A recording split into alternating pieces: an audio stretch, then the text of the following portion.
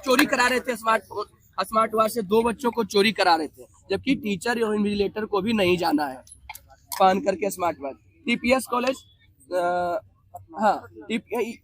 Vivekananda international school Aurangabad, no proper invigilation नहीं हुआ check चाक सही ढंग से, पेपर उसके बाद क्योस हो गया, 1 बजे के आसपास हल्ला हुआ वहाँ पे, ठीक है।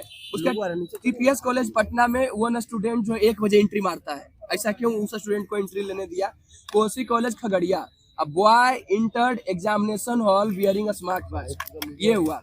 उसके बाद परम ज्ञान निकेतन गया में बायोमेट्रिक्स यहाँ पे डन आफ्टर एग्जाम हुआ है, पहले एग्जाम में, एग्जाम के पहले नहीं, और बच्चे चिल्लाते रहे, इसका कोई ग्रीवांस नहीं। गंगा सिंह कॉलेज सारण है, सीसीटीवी जो है 11:55 में इंस्टॉल हो रहा था, सीसीटीवी वाज इंस्टॉलिंग, जबकि जब हाई कोर्ट पूछा कि आप रीओपन फॉर्म क्यों नहीं कर सकते, इन्होंने कहा 10 दिन पहले हम लोग प्रोसीड कर दिए, तो फिर सीसीटीवी की क्या पड़ी थी भाई, उस दिन आप कर रहे थे। +2 हाई स्कूल रसलपुर गया, होलोग्राम एडमिट कार्ड पे नहीं चिपका, एसओपी कहता है कि होलोग्राम चिपकाएंगे ताकि बच्चे इंटरव्यू देने के लिए जब आएंगे तो पता चलेगा जेन्युइन कैंडिडेट है। आप चेक करें किस रूम में हुआ। BDM public school Patna, question paper was given 10 minute late और एक्स्ट्रा टाइम नहीं। Senior secondary school Rohtas, some student sitting and giving exam in office, office में कुछ बच्चे पेपर दे रहे थे, आप चेक करो क्या हुआ है। Jhunjhunwala Adarsh Balika high school Bhagalpur, student giving exam in group, no interference from invigilator, invigilator को रोकना चाहिए अगर बात भी कर रहा है तो। रामेश्वर सिंह महाविद्यालय मेरा सेंटर, वहाँ पे 3 बार लाइट कटा है, लाइट जैसे ही कटेगा जैमर ऑफ होगा, मैसेज जाने के लिए 2 से 3 सेकंड काफी है, और लास्ट टाइम जो कटा है 4 से 5 मिनट से ऊपर लाइट कटा है, यानी आप जानबूझ के काट रहे थे। अगर कट भी रहा था तो आपके पास बैकअप क्यों नहीं था। 1200-1800 रुपया फॉर्म का आप ले रहे हैं और आपके पास एक बैकअप नहीं है। संत जोसेफ नवादा, क्वेश्चन कम विदाउट, मतलब पूरा का पूरा सील नहीं था।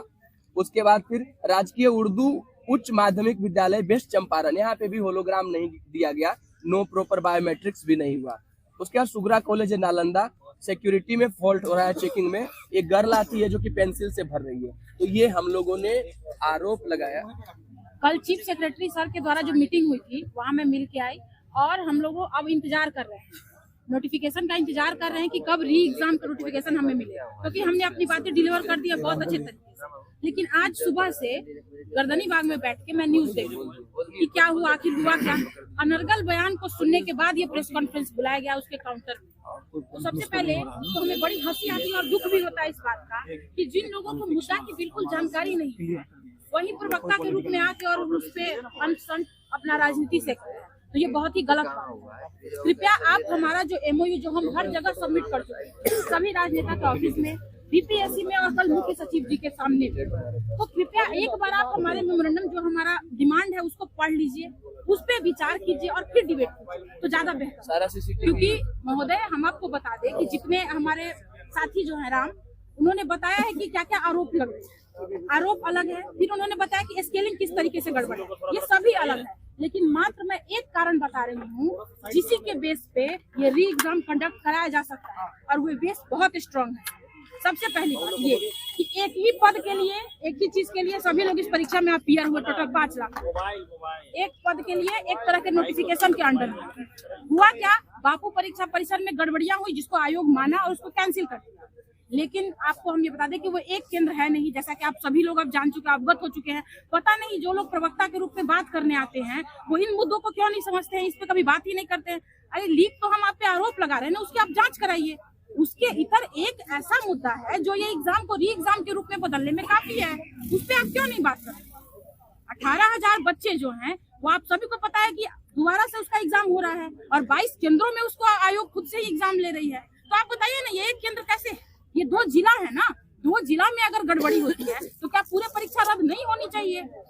ये विश्वसनीयता आयोग की खराब होती जा रही है, और विश्वसनीयता को कैसे कायम किया जाए ये कर्नाटका पीसीएस से सीखिए, जो एक अगर ट्रांसलेशन में इशू हो रहा है जिसकी वजह से उन्होंने अपना एग्जाम कैंसिल कर दिया। विश्वसनीयता ऐसे एस्टैब्लिश की जाती है। दूसरी बात कि आज जो दिन भर बयान हम सुने, कहीं किन्हीं लोगों ने ये बातें नहीं की, बड़े बड़े नेताओं के बड़े बड़े बयान आए, लेकिन कहीं उन्होंने ये नहीं कहा कि बच्चे समानता के अधिकार के लिए गर्दनी बाग में बैठे हैं। बच्चे समानता के अधिकार के लिए बैठे हैं। कैसे आप 18,000 लोगों का एग्जाम 1 महीने बाद लेंगे सेम पद के लिए और बाकी लोगों का पहले से ले चुके हैं, क्या इसमें अंतर होगी नहीं। स्केलिंग को इन्होंने समझाया है ना कि स्केलिंग किस तरीके से गड़बड़ है, क्योंकि आज हम एक बयान सुने आयोग के द्वारा भी आया हुआ था कि स्केलिंग के द्वारा हम रिजल्ट देंगे। स्केलिंग किस तरीके से खतरनाक है और नॉर्मलाइजेशन का ये रूप है, ये तो देख लीजिए। दूसरी बात यह है कि अगर आप स्केलिंग करते हैं तो खेल के बीच में खेल का नियम बदलना हुआ। और तीसरी बात, हम लोग सभी लोग अपने कमी की वजह से बापू परीक्षा सेंटर या सभी एग्जाम को री एग्जाम में कन्वर्ट करने के लिए नहीं कह रहे हैं। आयोग की नाकामी थी तभी वहाँ पे एग्जाम को री एग्जाम करना पड़ा ना, तो ये आपकी कमी है ना, तो इसको पूरा कौन करेगा? आप करेंगे। और आप सवाल हमसे पूछे जा रहे हैं, बिना, सबसे ज्यादा दुख इसी बात का है कि बिना हमारे मुद्दों को पढ़े उस पर डिबेट किया जाता है। आप सभी मीडिया बंधु यहाँ उपस्थित है, हमारे तरफ से कृपया आप अपने अतिथि जो आते हैं, आपके प्रवक्ता आते हैं, प्लीज आप एक क्वेश्चन पूछ लीजिएगा और उसका रिप्लाई हम सुनने के लिए तरस रहे हैं। वो ये है कि 18,000 विद्यार्थियों का जो परीक्षा लिया जा रहा है बापू सभागार में जो थे, अब उनको 22 केंद्रों में बांट कर उनकी परीक्षा ली जा रही है। तो इन बच्चों के लिए, इन्हीं बच्चों का एग्जाम किस चीज के लिए? बीपीएससी के लिए हो रहा है, 70वीं बीपीएससी के लिए। उसी चीज का एग्जाम हम लोग 13 दिसंबर को दे के बैठे हुए यहाँ पे। तो एक बात बताइए, 1 महीने का जो ये टाइम उनको एक्स्ट्रा एज मिला है, उन बच्चों को, 18,000 बच्चों को, उनको जिनको पैटर्न भी पता है, सब कुछ पता है, 1 महीने का समय बहुत ज्यादा होता है, सब कुछ पता है, आप नॉर्मलाइजेशन नहीं कर रहे हैं, स्केलिंग नहीं कर रहे हैं, तो आप किस बेस पे इस चीज को इक्वल करेंगे? हमारे समानता के अधिकार को आप कहाँ एस्टैब्लिश करेंगे? मुद्दा इस पे होना चाहिए, डिबेट इस मैटर पे होना चाहिए सर। और हम आप सभी मीडिया बंधु से यार आप कह रहे हैं कि आप जरूर ये क्वेश्चन को पूछिए और इसका रिप्लाई सुनने के लिए हमारे कान पर। बहुत बड़ी बात बोले कि 20 से 25 रिजल्ट ही आना है और 18,000 का पेपर ही ले रहे हैं। बिल्कुल, वो भी 1 महीने बाद ले रहे हैं, लगभग 1 महीने बाद। एकदम ये बताइए, आप क्वेश्चन बिल्कुल एकदम सही है सर। आप समानता, यही मुद्दा है सर, यही मुद्दा है। और आप हमसे क्वेश्चन पूछ सकते हैं। जो डाटा उन्होंने दिया, डाटा सेक्रेटरी वो डाटा किस आधार पर आपने तैयार किया? देखिए मैं बताती हूँ, डाटा क्या आधार है? जी मैं बता रही हूँ। देखिए जैसे कि मैं एक परीक्षार्थी हूँ, ये भी परीक्षार्थी हैं, ये भी सभी लोग परीक्षार्थी हैं। 12 से 2 हम अपने एग्जाम सेंटर में थे, वहाँ से निकले, हम लोग पूछते आपका एग्जाम कैसा गया, आपका एग्जाम कैसा गया, पूछते हैं ना। हमारे साथी बता रहे हैं कि देखिए ऐसे ऐसे माइक से बोला जा रहा है, कोई बोल रहे हैं, फिर हमने उसको ध्यान दिया। खैर दूसरे साथी हैं, उनको कोई फोन करके बोल रहा है कि यहाँ पे जैमर काम नहीं कर रहा है। मतलब सूचनाओं के रूप में हमारे पास इस तरह की घटना कितने सेंटर पर हुई?